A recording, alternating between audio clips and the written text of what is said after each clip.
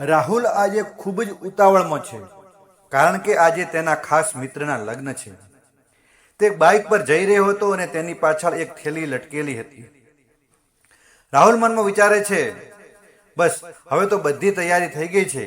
દરજી પાસેથી આ નવા કપડાં લઈ લીધા, મસ્ત પરફ્યુમ પણ છે અને સૌથી ખાસ સોનીને ત્યાંથી પેલી સોનાની ચેન પણ લઈ લીધી છે, જે મારે આજે પહેરવાનું છે. બસ હવે ફટાફટ ઘરે પહોંચીને તૈયાર થઈ જાઉં. રસ્તામાં એક મોટો બમ્પ આવે છે અને રાહુલની બાઇક જોરથી ઉછળે છે. રાહુલને ખબર નથી રહેતી, પણ તેની પેલી થેલી રસ્તામાં પડી જાય છે. રાહુલ તો પોતાની મસ્તીમાં આગળ નીકળી જાય છે. થોડીવાર પછી તે રસ્તા પરથી બે મહિલાઓ પસાર થાય છે. તેમની નજર રસ્તા પર પડેલી થેલી પર પડે છે. એક મહિલા આજુબાજુ જુએ છે અને ફટાફટ થેલી ઉઠાવી લે છે. બંને મહિલાઓ થેલી લઈને બાજુની ગલીમાં જાય છે અને થેલી ખોલીને જુએ છે. પહેલી મહિલા, જોતો ખરા, આમાં તો નવા નકોર કપડાં છે, પરફ્યુમની બોટલ છે અને અરે આ જો, આ નાનું પાકીટ શેનું છે? બીજી મહિલા, પાકીટ ખોલીને, ઓ બાપ રે, આ તો સોનાની ચેન છે, કેટલી ચમકે છે. બંને મહિલાઓ થોડીવાર એકબીજા સામે જુએ છે. તેમના મનમાં લાલચ જાગે છે.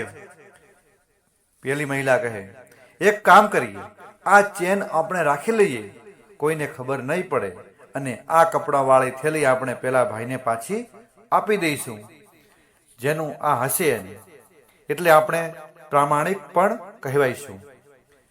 બીજી મહિલા કે, હા સાચી વાત છે, ચેન આપણે અને કપડાં એના. બીજી તરફ રાહુલ ઘરે પહોંચે છે અને જુએ છે તો બાઇક પર થેલી નથી. તે એકદમ ગભરાઈ જાય છે અને તેના હોશ ઉડી જાય છે. રાહુલ કહે છે, અરે મારી થેલી ક્યાં ગઈ? એમાં તો સોનાની ચેન હતી, લાખો રૂપિયાનું નુકસાન થઈ જશે, મારે પાછા જઈને ચેક કરવું પડશે.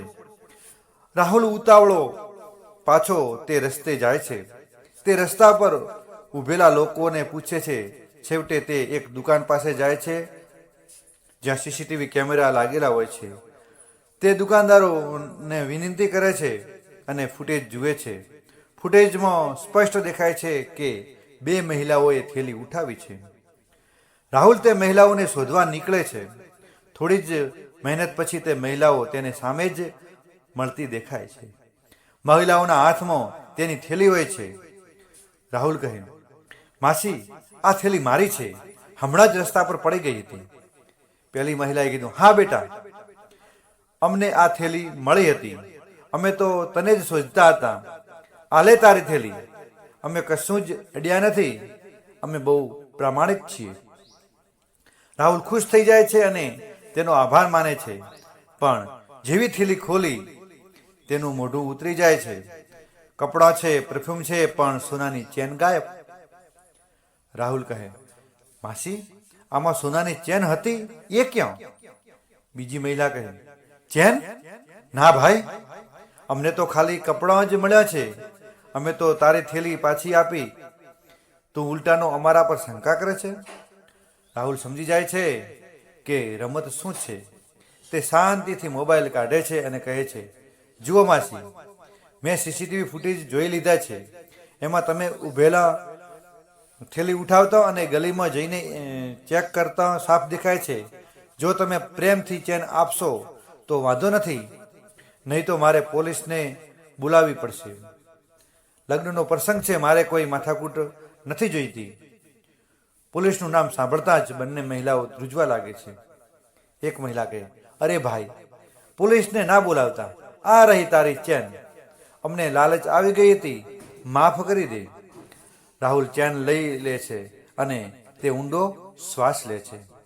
રાહુલ કહે, માસી, પ્રામાણિકતા રાખવી હોય તો પૂરી રાખવી, આવી અડધી પ્રામાણિકતા કોઈ કામની નથી.